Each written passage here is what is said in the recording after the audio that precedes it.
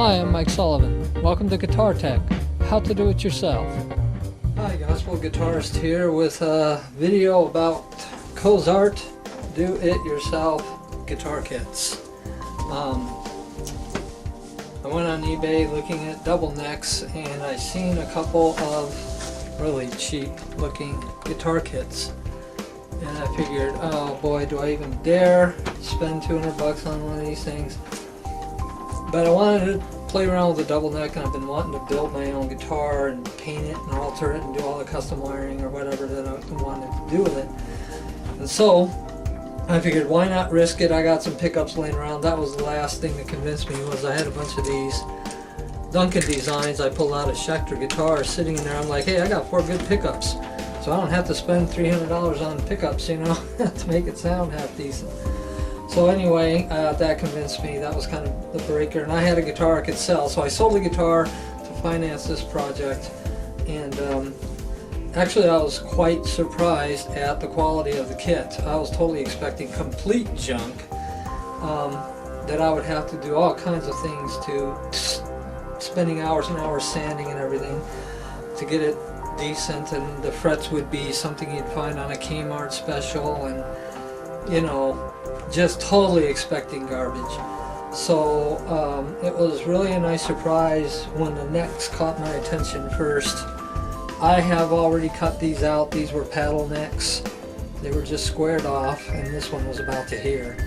I decided to shape the necks with a simple curve. I've seen this done on some other videos where people have made these, and it's a nice complement to the curved section of the SG body. But you can actually run your fingers across on the sides of this neck, and my fingers are not bleeding. They're actually pretty sturdy looking frets, and the 12 strings got, actually I love the 12 string neck. I mean, look at the streaking. I love that. It's just gorgeous. It's actually very nice. All the parts are, the wood is really pretty good. It's all really well done, nicely sanded. The whole body is just right out of the box. This guy is ready to receive stain. It does not have rough edges. It is a very nice body, and all the holes are drilled. I will post on the website in the do-it-yourself section the instructions for building this kit. I know some people are buying them and don't know where to get the instructions. The seller for this one, he had a note, you could just email him and he'll send you the instructions. And I read the instructions, and the instructions are totally different than what I have in this box. It goes into how to do a lot of things, drilling all, you know, pre-assembling the guitar, drilling all the holes. All that work was done. And to my surprise, when I took the necks and I set them into pockets, of course this will go down here, but and I did the measurements for the bridge, they were dead on. I mean, they were just absolutely dead on. And you don't have to take any sanding to the bottom of the neck. You don't have to put any stents in or nothing. I mean, it looks really good. So I'm confident that once I get the bridges on there, the strings are going to be right where they need to be. I can put some shimming in if I'm not happy with it, but I really don't see that happening. I'm really surprised by that. I was worried about setting up the neck properly. I did do some things on the body because of my own preference. I bored out this area a little deeper because I'm putting switches in this area of the guitar so that I can have parallel series wiring for the pickups. And so this just wasn't deep enough for that, and there was nowhere else to put it. So that was, and it's a soft basswood body. I think it's basswood, not basswood. I never do know. It's either Fisher or bass. I don't know. I also drilled 2 holes here for the two switches that will be for the 6-string pickups. So each pickup will be wired so I can go with a parallel or series wiring. I want to try that versus the single coil split mode, which is noisy.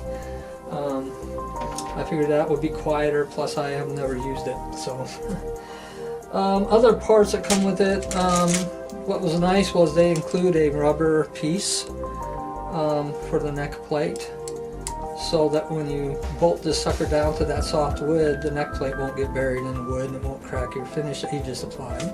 So that's a nice touch. The tuning keys seem to be decent. They're not, you know, wiggly and cheap feeling. They have the smaller handle on them, based on basically fitting them all on a 12-string neck.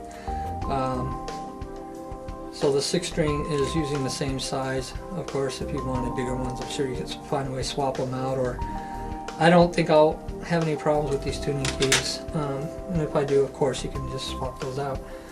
I do find these questionable. They're marked with CF on them, and there's two A 500K and two B 500K pots. Surprised me that they were 500K, not 250K. So, but they are humbuckers that are supposed to be in here. The ones that came with the kit were just, they were not chrome covered, they were just open coil, no adjustments on the pole pieces, and the second I pulled them out and put these in the rings, they went in the trash. I'm not even going to try those. So I don't expect them to be worth anything. These will probably just be saved for some other project or some kind of toy. I'll probably just pick these up when I buy switches for everything and upgrade the switches. I'll buy pots. However, it does come with a quality metal jack plate, and the jack actually doesn't move. I mean, everything on here is nice and tight and snug. I don't anticipate a problem with it. Doesn't mean it won't fail, but if it does, I'll just rip it out and put a switch jack in there. I'll just switchcraft in there. Other things, pick guards. Actually, the one in the instructions is not a triple ply. The one that came in the kit is a triple ply, and I thought that was a plus because you kind of need that white stripe on this guitar. It makes it look good. You can see the switch types that come with the guitar. These are mine. They're in there just for looks right now. I'm not going to use that set. They're nice and firm sounding switches. They're not loose and jiggly and cheap feeling. They look cheap, but I don't know. No markings on them whatsoever for who makes them. If they give me problems, I'll swap them out. Real quick, the truss rod covers are of a square design, just plain black. Comes with the black knobs, barrel knobs like Gibson style. Back plate, cover plate for your control panel. Comes with all the wire that you'll need. Nicer capacitors, actually. These are those poly, whatever they call them. The metal type of oxide, whatever. They're not the cheap ceramic ones. So I was kind of expecting the cheap ceramic discs, but these are a little better. They're not orange drops, but they're good. They're better. On the bridges, they're stylish. The chrome looks good.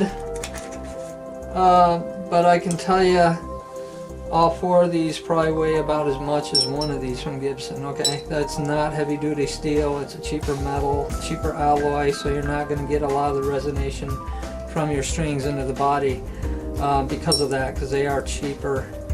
They're Gatto style, but there's no markings on them. I don't know what company makes it, and I really doubt that it's Gatto. But they look good, and I really don't like this kind of bridges, but they're easily upgradable. So everything in the box comes with the kit except for the pickups, and it's good enough to get you started to get an experience with building a double neck guitar of some limited. It's got some quality issues, but one of the things that's a quality issue is the nuts are plastic, so they'll be coming off real fast. So a couple upgrades could make this a nice guitar. Replace the nuts, as I'm going to do. Replace the electronics. You could just go all out and buy all this stuff at the store and get all top-notch hardware if you want. I was mostly after basically the wooden necks, and I got those, and it seemed like It was a pretty decent deal. I mean, it isn't flawless. You know, there's like a little tiny knot in the rosewood there, which you're not going to run into that on a Gibson, okay? But overall, I mean, for 200 bucks and making your own project out of it and something you can carve up and make mistakes on and learn from and experiment with, and maybe even actually make it a really nice guitar. I plan on this one being a nice guitar, okay? I've been around guitars all my life, so I know enough to alter it to make it good. But if you don't know anything about electronics and you don't know anything about setting up a guitar, you don't want to buy this kit. I would suggest that you learn something about it before you go and get something like a Doubleneck. Just start on a simple. They make the kits in SGs, Les Pauls, Fender Strats, Telecasters. From what I've seen, the routing and everything looks good. One other thing, if you do go with chrome pickups, you're going to have to widen the routes for the pickups because the single coils are skinnier. The ones that come with it, or not the single coils, but the non-covered pickups that come with it, the bare exposed coils. When you have the chrome covers, you're going to have extra metal on the sides here, and it won't fit.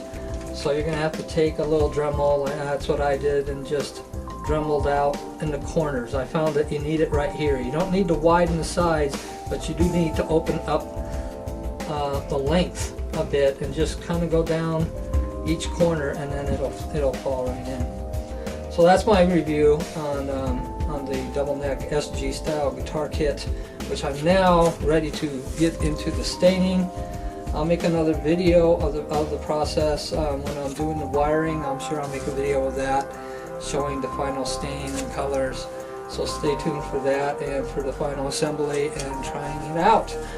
So stay tuned. Thanks for watching, and please subscribe to the Gospel Guitarist. Keep up with all my little electronic guitar projects. Thanks for watching.